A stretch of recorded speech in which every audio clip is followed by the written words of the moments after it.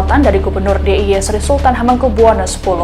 Dalam keterangannya, Sultan berharap agar aksi kelitih tak muncul dan mengganggu sektor pariwisata. Kalau mereka ngelawan Palu, langsung mas, jatuh. Sultan lantas menyinggung soal lembaga khusus bernama Prayuwana untuk menangani kenakalan remaja di wilayahnya. Pernyataan yang sebelumnya pernah disampaikan oleh Polda DIY, kelitih ini sebenarnya memang tidak ada dalam KUHP tentu saja. Mau masuk geng tuh kamu harus geteh gitu loh, nyari darah gitu. Terkerucut. Kalau sekarang tuh kayak halayak umum bisa kena.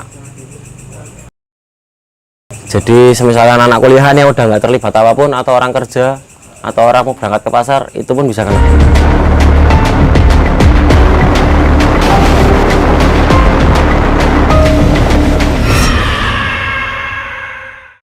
Itu cuma tak tempelin gini kan, tak tarik. Kalau geraji es otomatis kan susah untuk dijahit mas belakang. Untuk anak sekolahnya sendiri mungkin sama ya mas bahayanya, karena masih sama-sama pakai saja.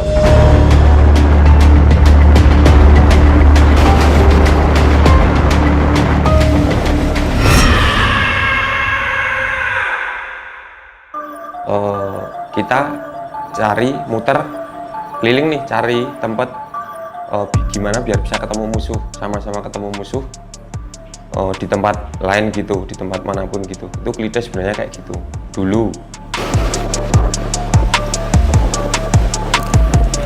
Itu ada, kalau gengku dulu itu ada syarat untuk masuk sih mas.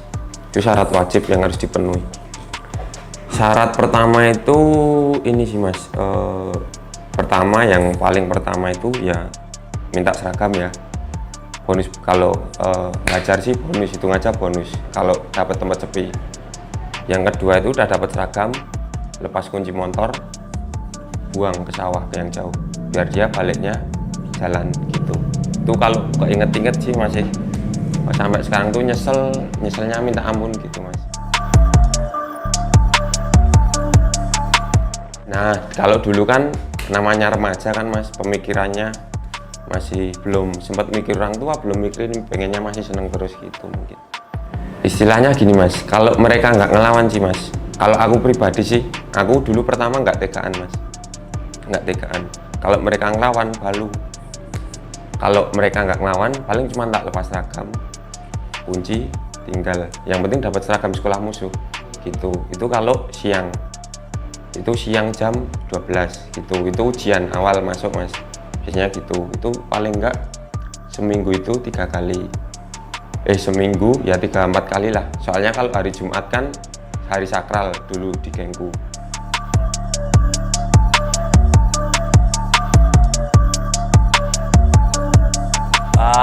Kejadiannya itu di daerah Casagrande. Terus dia boncengan cuma berdua, aku juga berdua sama temanku. Nah setelah kejadian itu ya udah langsung pertamanya nggak kerasa apa-apa, cuman di situ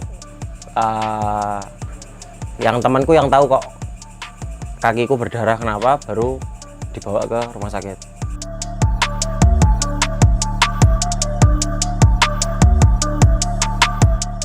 Kalau dampaknya aku sendirian mungkin aku nggak ngalamin deh mas, soalnya aku 2016 sampai 2019 tuh aku disuruh pindah ke Jakarta. Dan akhirnya aku pindah ke Jakarta. Nah setelah aku balik lagi ke sini buat kuliah, ternyata kelitih lebih milik random orangnya. Itu mungkin aku kayak lebih was-was sih mas, apalagi sekarang aku pulangnya di atas jam 2, jam 3 gitu. Terus ya lebih was-was sih, karena kita nggak pakai atribut SMA atau sekolah manapun, kadang bisa kena apalagi pakai atribut.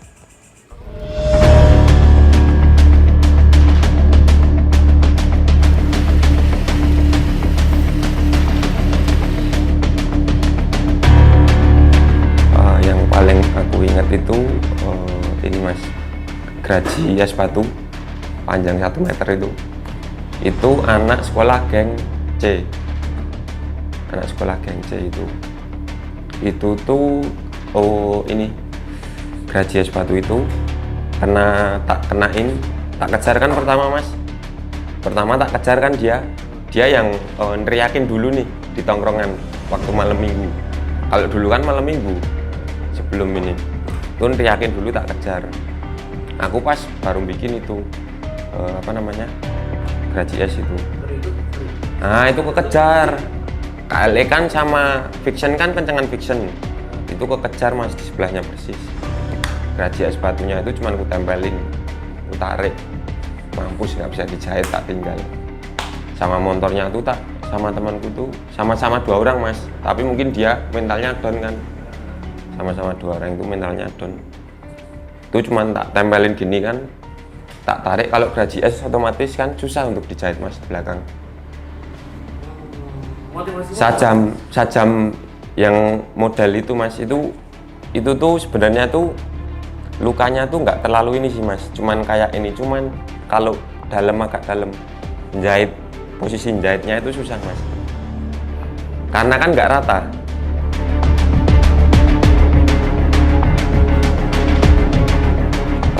Kalau siang sih jarang pakai yang ini, pakai yang sajam.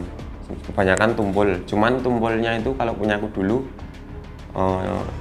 ini apa namanya, stick apa itu, stick bisbol yang dari kayu itu pakai paku mas, atasnya tuh full paku. Nah itu kalau nyari seragam gitu, kalau dia berani teriak itu baru keluarin.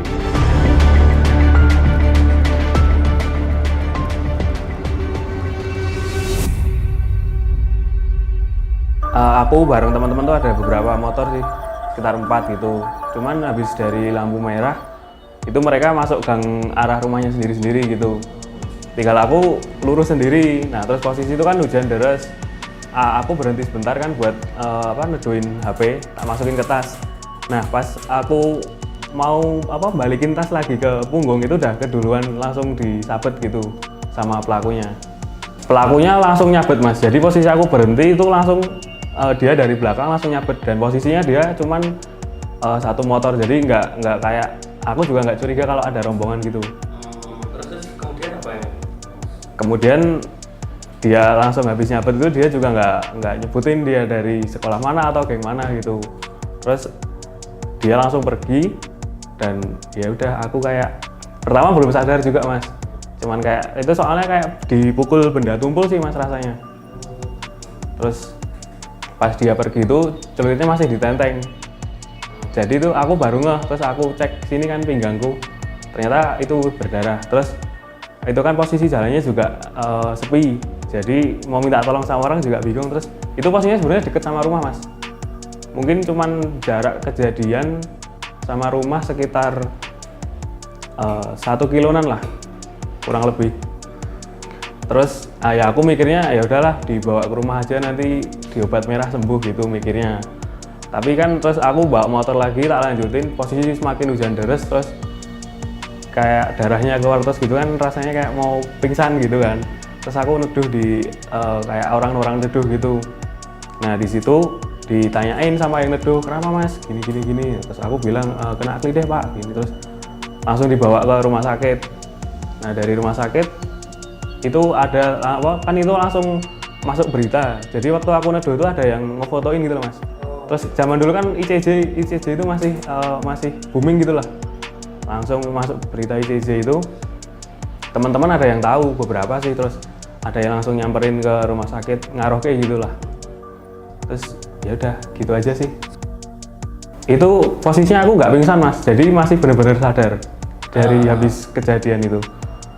Itu kalau kata dokter sih 3 lapis jahitan, totalnya 27. 27 jahitan? Iya, total 3 lapis tapi. Itu posisi di bagian mana mas? Sini, pinggang kanan. Ini mas.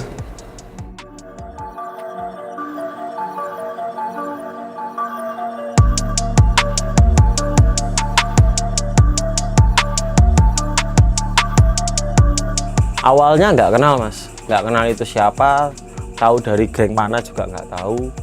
Tapi pas kejadian dia teriak nama gengnya, dia baru tahu. Pas di nongkrong itu pun juga nggak kenal dia siapa, nggak tahu siapa. Kalau dibilang lebih bahaya untuk anak sekolahnya sendiri, mungkin sama ya mas bahayanya, karena masih sama-sama pakai sajam. Cuman kalau dibilang untuk warga sekitar atau orang umum lebih bahaya sekarang mas, karena orang random pun bisa kena. Kalau aku antisipasiku menghindari jalur-jalur rawan sih mas. Kalau di Jogja itu kayak di Ring Road atau Jalan Solo atau di area JC gitu-gitu aku menghindari. Cuman kalau antisipasi secara yang kayak bawa pegangan apa kayak jaga-jaga diri gitu nggak ada sih, paling cuman menghindari jalur-jalur rawan aja.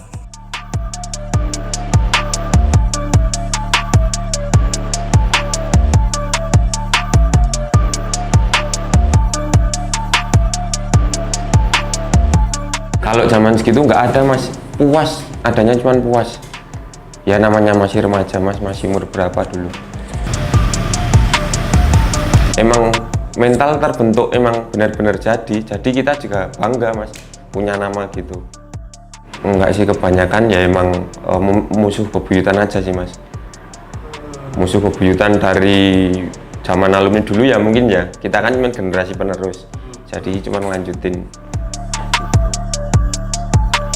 Itu lokasinya itu di ini mas, dulu sebelahnya kan ada Kodim ya, itu dulu itu kan itu kan masih ikut wilayah Kodim, kan itu. Jadi kan aku parnonya di situ mas, karena temen satu gengku mas yang di ini sparing pertama. Terus licik, istilahnya licik itu temanku kan cuman bawa nyamperin 3 orang kalau nggak salah, yang jago-jago sparing sama situ. Sparing menang semua nih, punya aku 3 jatuh. Terus yang lain berdiri semua, mau istilahnya nggak sportif gitu loh mas. Oh kalau sparingan itu antar teman mas. Kalau pas gabut aja, misal malam minggu ini sih. Kalau enggak, kalau pas lagi liburan, ada kan liburan Danakas gitu, itu liburan gitu kemana, ke pantai, itu pada sparing. Memang ada kultur itu? Gimana? Ada kultur sparingan latihan gitu? Kalau aku sih nggak bakat mas, tapi sering menang aku mas, tapi nggak ikut bela diri apa-apa, tapi cuman sama temen. Tapi bener mas? Kalau sama musuh belum pernah aku mas. Kalau pernah sih SMP sih. nek gegengan ya sama-sama sok ngajokin sparingan gajoki ya ada juga? Iya Bagian, ada, tapi cuman 1-2 sekolah yang mau berani sampai gitu. Itu pun ada satu yang dulu itu karena udah rencana mau ngeroyok temanku yang 3 ini. Nah gitu. Nah gara-gara itu aku sampai molotov tadi itu di Burjunan itu tak lempar mas. Itu motorku itu masih baru, aku baru beli beat, dibeliin bapakku mas. Motor itu baru sehari mas, udah ke kepalanya kena kenok senjata tumpul yang ini tuh loh, yang kena kenok tuh kepalanya pecah, baru sehari tuh loh dari dealer. Habis itu sini apa punggungku sampai kenoknya patah mas. Itu tahap pertama itu gara-gara itu beli motor itu, yang pertama udah motorku hancur, kepalanya pecah, kedua ini punggungku dikenokin sampai kenoknya patah. Tak kejar motornya, karena aku bawa beat cuman dulu mas, beat. Tak kejar bawa beat, motornya yang ngenokin aku di belakang tuh Vision kalau nggak salah zaman dulu. Kan logikanya kan udah nggak etis kalau mau ngejar kan mas. Udahlah balik aja gitu. Kejadian terakhir itu ini sih mas, dulu korban sampai opnam 1 bulan itu yang pertama itu kejadian itu waktu malam takbiran itu habis lulus kayaknya kalau nggak salah aku, habis lulus sekolah malam takbiran nyalain petasan mas di jembatan Pogung, jembatan Pogung itu. Nah itu tuh tiba-tiba ada satu datang naik motor sendiri, nanyain yang gembor-gembor tempatku siapa tadi gitu. sambil mukanya jelek tuh kayaknya habis minum kan mungkin. Aku sama teman-temanku lagi empat orang tuh bawa mobil seneng-seneng naik petasan kan nggak terima tuh mas. Logikanya udah naik mobil, kenal pot standar, dia nyarinya yang pakai motor, yang bawa motor ngebut-ngebut. Tak suruh berhenti kamu, nggak mau dia, tak kejar berempat sama temanku. Ketemu itu di tongkrongannya, itu ada kalau nggak salah 15 orang, aku cuma 4 orang, nggak bawa apa-apa. Turun langsung berhenti itu mas, saya turun semua, asal ada apa pukulin, bubar semua itu. Padahal sama alumninya itu, alumni sekolahnya itu ketinggalan korbannya 2, yang satu udah penuh darah tapi masih bisa lari, yang satu lagi itu udah penuh darah tapi udah nggak bisa lari karena udah kepalanya tak kenain konblok tadi. Otomatis kan pendarahan pusing dulu kan mas, dia udah nggak bisa lari gini. Itu tak naikin mobil, di dalam mobil itu masih tak ajar lagi kan mas. Teman-temanku juga itu kan pada emosi kan, masalahnya kita lagi seneng-seneng niat happy nggak ngapa-ngapain. Nah itu tuh terus tak bawa ini jalan-jalan gitu mas, sambil ada rencana jahat sih. Rencananya itu mau tak jatuhin dari jembatan kewek biar ngilangin jejak. Tapi kan aku kasihan mas, aku tuh sebenarnya ya masih ada kasihannya gitu loh mas, karena emang aku tuh kenal apa namanya kayak miras kayak gitu tuh belum lama mas. Dulu enggak? Enggak dulu, malah dulu enggak. Dulu makai itu cuman bentar tapi kapok, udah nggak lagi sampai sekarang. Soalnya karena pekerjaan sekarang kan emang jadi marketing kan harus mikir atau mas, takut otaknya ini. Nah itu tuh dulu aku kasihan, terus aku ada inisiatif balikin ke rumah.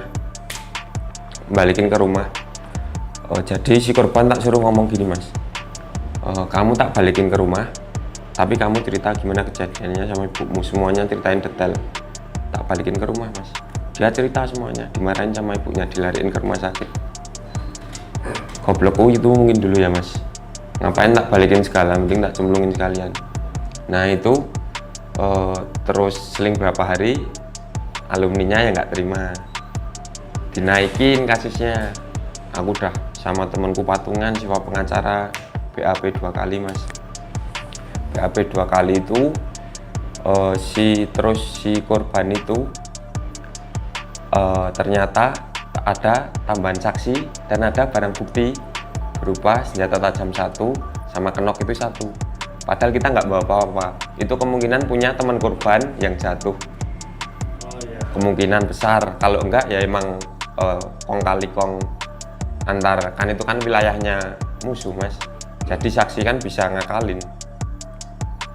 Kita kan cuma orang luar istilahnya, jauh dari rumah gitu. Nah itu udah BAP 2 kali, pengacara juga udah. Yang terakhir pengacara ngomong, mas ini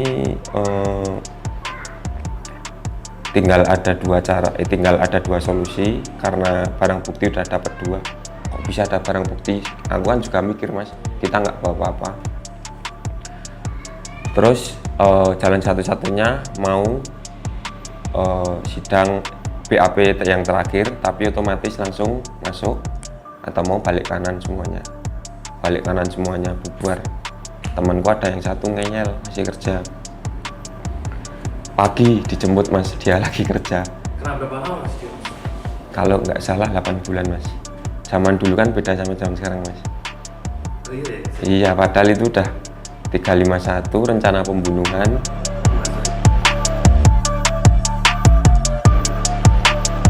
Nah aku sempat emosi gara-gara itu mas. Itu kemungkinan besar toh mas, karena mungkin ya mas, gara-gara penjualan miras sekarang kan tahu sendiri kan di Jogja, mau sudut B, A, B, C ada sendiri kan. Mungkin penyebabnya juga itu. Yang pertama, remaja kan, yang pertama kan nggak mikir belakangan, yang penting eksekusi dulu. Apalagi kalau ketambahan alkohol. Jadi kan asal mas, dia dia emosi, nggak dapat musuh, asal ada orang ini orang ke pasar di gini, orang balik kerja dibacok kan namanya konyol itu mas. Itu malah nggak ada seninya kayak gitu. Itu istilahnya cuman gimana ya, apa ya istilahnya, penjahat tapi nanggung. Mending kalau mau jadi penjahat sekalian kan jadi pembunuh bayaran yang gede, ikut kelas kakap gitu kan mas. Kalau cuman gitu istilahnya cuman nyusahin orang tua. Bener-bener aku nyesel sampai yang terakhir ibuku sampai nangis itu, aku sampai berhenti itu mas. Aku nazar, aku merantau setahun itu kan nazar, pokoknya udah nggak mau ikut masalah istilahnya kekerasan lah, politik lah, tentang politik, sepak bola, apalagi geng. Aku udah nazar, udah itu semua. Ya istilahnya kalau teman-teman masih cuman ngurangin ke wilayah situ lagi gitu. Kalau udah dapat karmanya mas, kalau udah dapat karmanya baru ngerasain nyeselnya, susahnya, baru bisa berhenti itu. Ya bisa dibilang karma, bisa dibilang hidayah ya mas. Aku dulu dapat karma mas, di Bali itu kerja, nggak kenal siapa-siapa, nggak punya saudara mas. Namanya aja juga lagi itu tadi kan, di Bali itu nggak kenal siapa-siapa, nggak punya saudara siapa-siapa. Aku ngekos itu kan balik kerja mas, jalan kaki ke Alfamart sama kos itu kurang lebih 400 meteran lah, jauh lah jalan kaki. Sampai Alfamart capek mas. Di Bali itu ada anak Papua mabuk. Aku nggak ngapa-ngapain, ngeliatin cuman bentar doang terus masuk mas, beli rokok. Habis keluar dari Alfamart itu, ngapain kau lihat-lihat gini gitulah. Aku kan jawab kan, mungkin dia posisi lagi mabuk nggak terima kalau aku jawab. Langsung mas, jatuh 12 orang itu mas, kinjok wah jatuh, memar semua, lecet tuh, lari. Aku lari tuh mas, minta dibalikan jam 10 kan udah sepi mas. Beda sama sini mas, balik jam 10 udah sepi. Lari minta tolong, nggak ada yang nolongin mas, jatuh, masih diajar lagi, das. Habis itu di kamar aku mas, di kamar kos balik. Kan nggak punya obat juga tuh mas, cuman tak bikin air hangat tuh, tak ini yang memar muka tuh, nggak berangkat kerja sehari aku di situ baru mikir mas, oh mungkin ini karma aku dulu, pasti karma itu ada mas. Makanya ya itu tadi pesan-pesan buat adik-adik, daripada nyesel di belakang, mungkin udahlah nggak usah kayak gimana ya, apalagi Jogja kan tempatnya terkenal wisata kan mas sekarang, dari dulu terkenal kota pelajar wisata. Ya sekarang rusak gara-gara kelitih yang tidak tidak nalar lah kelitihnya itu, kelitih remaja-remaja mungkin ya, yang kena alkohol, yang kena itu tadi. Jadi kan gitu istilahnya. Sebenarnya ada sih mas, cuman nggak gampang. Yang pertama itu mungkin pihak kepolisian kita ya, pihak Kapolda Jogja ya, mungkin nyari kepala suku alumni gitu, suruh mendamaikan gini gitu, tentang gengnya itu damaiin. Terus yang kedua suruh berantas itu tadi, narkotika yang jenis itu tadi apa sama miras, kalau bisa itu. Kemungkinan nggak ada itu mas, kelitih ya istilahnya nggak seasal kayak sekarang lah mas, nggak kayak dulu. Sekarang kan ngerti, tahu sendiri kan mas, kayak sampai ibu-ibu ke pasar, aduh.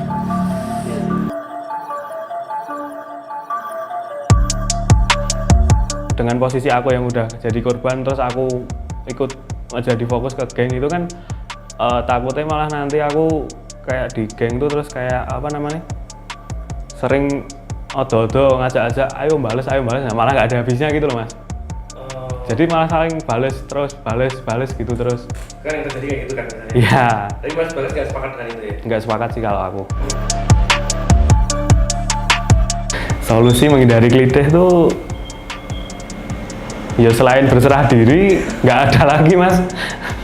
Ya kan kita juga nggak tahu kan apesnya orang tuh kapan dia bakal kena kelitih atau dia jatuh blender watu gitu kan nggak tahu kan. Jadi ya selain berserah diri nggak ada kayaknya. Kalau mungkin di apa namanya jam-jam pulang sekolah ya mungkin ya pakai jaket lah amane gitu. Nek di waktu kejadian malam selain pasrah ya nggak usah keluar malam baik.